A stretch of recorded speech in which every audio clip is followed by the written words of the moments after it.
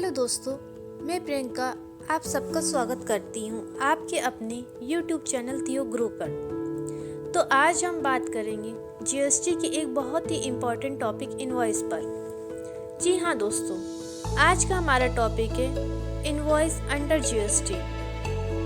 तो जैसा कि आपको पता ही है कि जीएसटी की रजिस्ट्रेशन के बाद सेल करने पर इनवॉइस इशू करना जरूरी हो जाता है। ऐसा ना करने पर आप पर पेनाल्टी भी लग सकती है।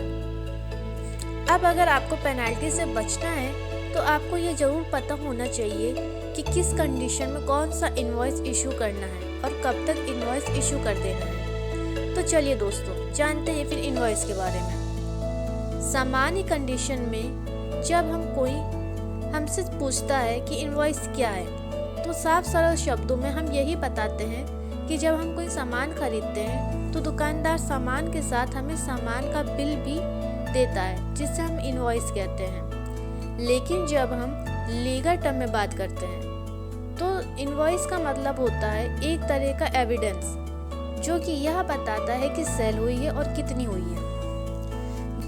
जीएसटी में 7 प्रकार के इनवॉइस होते हैं जो कि अलग अलग कंडीशंस में इशू होते हैं। इनमें सबसे पहला आता है टैक्स इनवॉइस।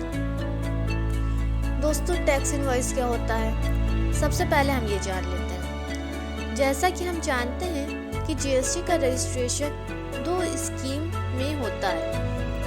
एक होता है नॉर्मल स्कीम और दूसरा कंपोजिशन स्कीम। नॉर्मल स्कीम वाला बिजनेस ही दोस्तों टैक्स इनवॉइस इशू करता है। अब जैसा कि आप यहाँ लिखा हुआ देख ही रहे हैं, all registered person other than supplier of exempted goods or exempted services and composition dealer shall be liable to issue tax invoice। मतलब जिसने कंपोजिशन स्कीम ना लेकर जीएसटी की नॉर्मल स्कीम ले रखी है और जो एग्जेम्प्टेड गुड्स और एग्जेम्प्टेड सर्विसेज सप्लाई नहीं कर रहा है, वो टैक्स इनवॉइस इशू करेगा। दूसरा आता है दोस्तों बिल ऑफ सप्लाई। ये बिल ऑफ सप्लाई कौन इशू करता है? जिस बिजनेसमैन ने कंपोजिशन स्कीम ले रखी है वो बिल ऑफ सप्लाई इशू करता है, वो टैक्स इनवॉइस इशू नहीं कर सकता है। अब जैसा कि यहाँ लिखा हुआ है, all registered person supplying exempted goods और सर्विस और बोथ और paying tax under composition scheme shall instead of tax invoice issue a bill of supply.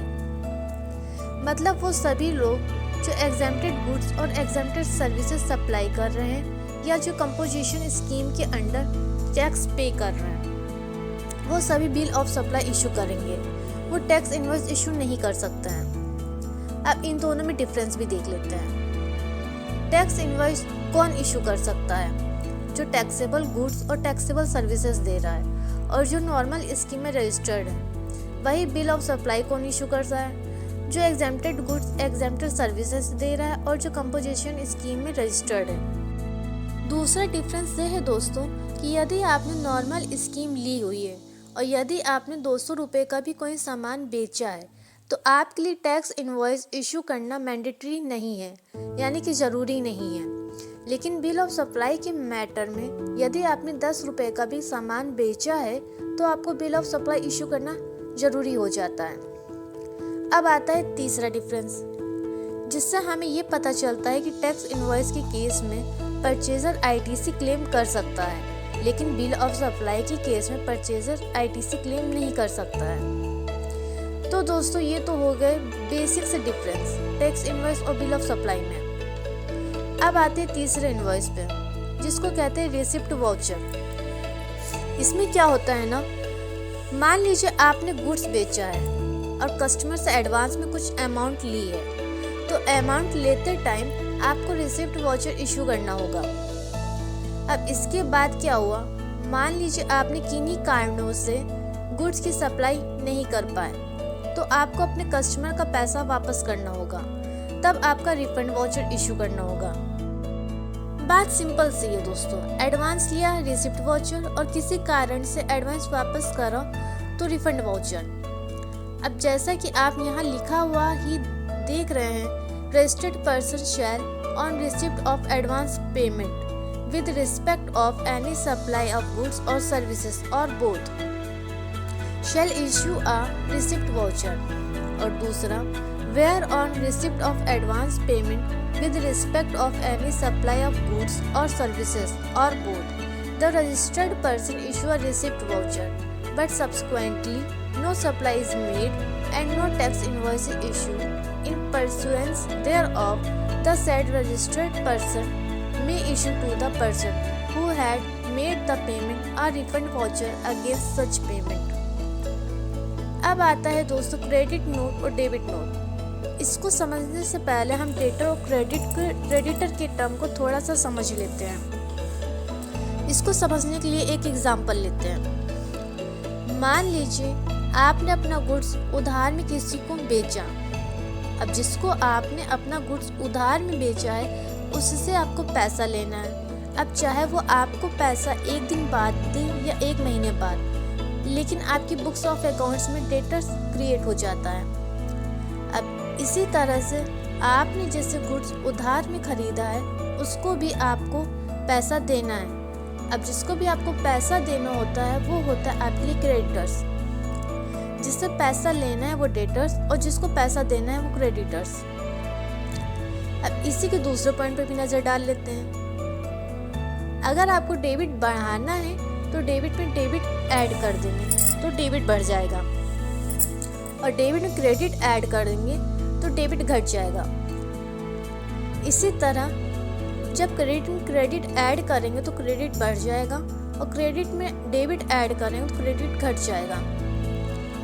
जैसे कि मैथ्स में होता है दोस्तों, प्लस में प्लस ऐड करने पे प्लस और प्लस में माइनस ऐड करने पे माइनस होता है। इसको समझने के लिए एग्जांपल और लेते हैं।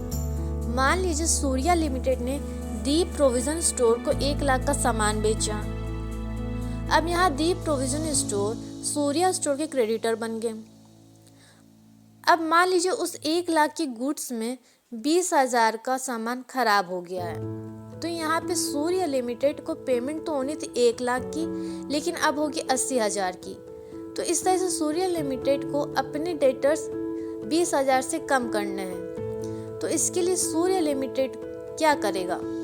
इसके लिए सूर्या लिमिटेड को 20,000 की क्रेडिट नोट इशू करना होगा, जिससे सूर्या लिमिटेड के डेटर्स 20,000 से कम हो जाएंगे। अगर यही कंडीशन अपोजिट होती, अगर सूर्या लिमिटेड को अपना डेटर्स बढ़ाना होता तो सूर्या लिमिटेड को उतनी अमाउंट के लिए डेबिट नोट इशू करना पड़ता। अब आता है दोस्तों सप्लीमेंट्री नोट। मान लीजिए आपने किसी के साथ कॉन्ट्रैक्ट किया है। कॉन्ट्रैक्ट में आपने कॉन्ट्रैक्टर से कहा कि उसे आपके लिए एक रेस्टोरेंट बनाना है, तो कॉन्ट्रैक्टर ने आपसे 10 लाख रुपए के लिए कहा कि इतने में रेस्टोरेंट बन जाएगा, और आज की डेट में कॉन्ट्रैक्ट भी हो गया। लेकिन 1 महीने बाद ईंट मोरंग के दाम बढ़ गए। अब कॉन्ट्रैक्टर ने आपसे कहा कि देखिए 1 महीने पहले तो मटेरियल्स के प्राइस कम थे, लेकिन अब हर चीज के दाम बढ़ गए हैं, तो 10 लाख में काम नहीं हो पाएगा। अब इस काम में 15 लाख रुपए लगेंगे। अब मुझे 5 लाख रुपए के लिए सप्लीमेंट्री इनवॉइस इशू करना होगा, और ये सप्लीमेंट्री इनवॉइस मैंने जो ओरिजिनल इनवॉइस इशू किया था उसी के रेफरेंस में इशू करना होगा। 10 लाख का पहले और 5 लाख का सप्लीमेंट्री हो गया टोटल 15 लाख। अब अगर यही कंडीशन अपोजिट होती जिसमें प्राइस बढ़े ना बल्कि कम हो गए होते हैं, यानी 10 लाख से 8 लाख हो गए होते हैं, तो उस कंडीशन में आप कॉन्ट्रैक्टर के पास जाके कहते कि प्राइस कम हुआ है तो अब 10 लाख नहीं 8 लाख लगाओ, और कॉन्ट्रैक्टर भी कहता ठीक है चलिए 8 लाख ही सही। अब इन 2 लाख के लिए भी आपको सप्लीमेंट्री इनवॉइस इशू करना होता। इसमें ध्यान देने वाली बात यह है कि सप्लीमेंट्री इनवॉइस जब भी प्राइस का रिवीजन हुआ है वहाँ से 30 डेज के अंदर ही अंदर इशू करना होता है। कुछ कंडीशंस में इन चीज़ों के लिए डेबिट नोट भी इशू किया जाता है, तो आप चाहे तो दोनों में से कोई भी एक इशू कर सकते हैं। तो इतने तरह के इनवॉइस जीएसटी में इशू होते हैं। तो दोस्तों ये तो था टाइप्स ऑफ इनवॉइस कि जीएसटी में इतने तरह के इनवॉइस होते हैं, लेकिन इन इनवॉइस को इशू करने का एक टाइम लिमिट भी होता है। ऐसा नहीं कि इनवॉइस को कभी भी इशू कर दो, मतलब सेल अभी हो रही है और इनवॉइस आप इशू कर रहे हैं 3 महीने बाद, ऐसा नहीं है। इसका एक टाइम लिमिट होता है। तो नेक्स्ट वीडियो में हम जानेंगे इस टाइम लिमिट के बारे में। तो दोस्तों मिलते हैं फिर एक नई वीडियो में, तब तक के लिए बाय बाय। जय हिंद, जय भारत।